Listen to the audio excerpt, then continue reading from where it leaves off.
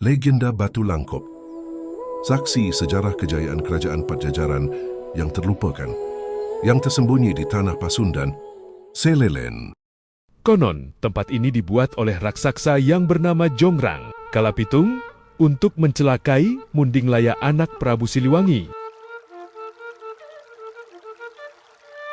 Di bawah langit biru yang menyelimuti perbukitan Cililin, tersimpan sebuah rahasia tua yang terpahat pada bangkahan-bangkahan batu raksasa. Inilah sejarah tentang Batu Langkop, sebuah tempat yang bukan sekadar formasi alam, melainkan monumen abadi tentang keteguhan hati manusia melawan angkara murka. Kala itu kerajaan Pajajaran sedang dalam masa ujian.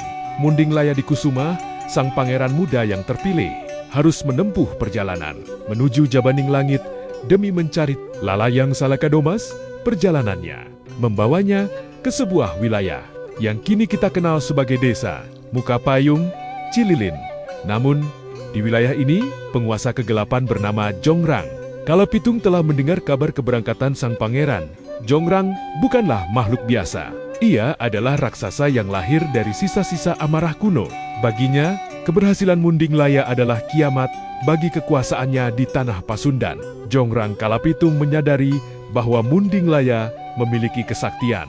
Ia tidak bisa menyerang langsung, maka ia mencari cara untuk menjebak Mundinglaya di sebuah lembah di lereng Gunung Putri. Dengan kekuatan gaibnya, Jongrang mengangkat dua lempeng batu raksasa. Ia menyusunnya sedemikian rupa sehingga batu itu tampak seperti gerbang alami yang indah, namun sebenarnya adalah sebuah jebakan maut. Batu tersebut dirancang untuk Langkop menutup secara mendadak saat kaki Mundinglaya menginjak bayangan di tengahnya. Satu langkah lagi, Mundinglaya, dan kau akan menyatu dengan tanah Cililin selamanya, Bisik Jongrang dari balik kabut. Mundinglaya tiba di depan celah tersebut. Suasana mendadak senyap, burung-burung berhenti berkicau, dan angin seolah menahan napas. Pangeran muda itu berhenti sejenak. Ia melihat ke arah tebing yang tampak tidak stabil. Di hatinya, ia teringat akan wajah ibundanya, Nyi Mas Padmawati, dan nasib rakyatnya yang menggantung pada pundaknya. Ia tidak melangkah dengan kesombongan. Mundinglaya berlutut, menyentuh tanah merah Cililin, dan berdoa, "Jika perjalananku adalah untuk diriku sendiri, biarlah batu ini menghancurkanku. Namun jika ini demi cahaya kebenaran, biarlah alam melindungiku." Dengan keyakinan penuh, Mundinglaya melangkah.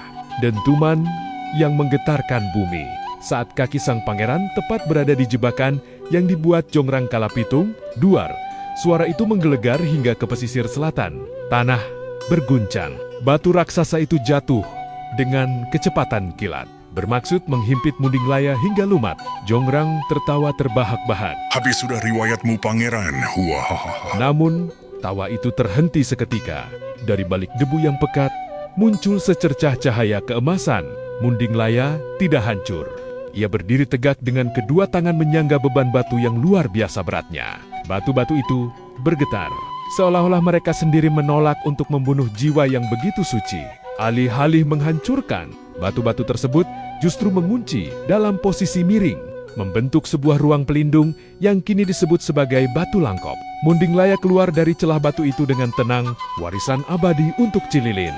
Jongrang Kalapitung yang ketakutan melarikan diri, meninggalkan jejak kaki raksasa di sepanjang sungai-sungai Cililin. Sementara itu, Batu Langkop tetap berada di sana, menjadi simbol abadi bagi penduduk setempat. Masyarakat Cililin menjaga tempat ini bukan karena takut akan hantunya, melainkan menghormati nilai yang ditinggalkan Mundinglaya. Sejarah Batu Langkop mengajarkan bahwa, 1.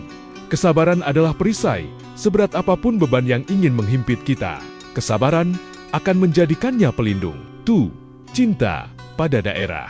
Tanah Cililin dianggap sakral karena pernah menjadi tempat di mana seorang manusia melampaui batas, kemampuannya demi kebaikan banyak orang. Hingga saat ini, jika Anda berdiri di bawah Batu Langkop di Mukapayung, Anda masih bisa merasakan kesunyian yang magis. Angin yang berhembus, seolah membisikkan doa-doa Mundinglaya, mengingatkan kita bahwa di tanah Cililin yang asri, pernah terukir sejarah satria yang berhati tulus dan berjiwa suci.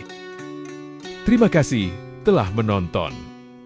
Bantu like, share, dan subscribe agar kami terus bersemangat membuat konten lebih menarik lainnya.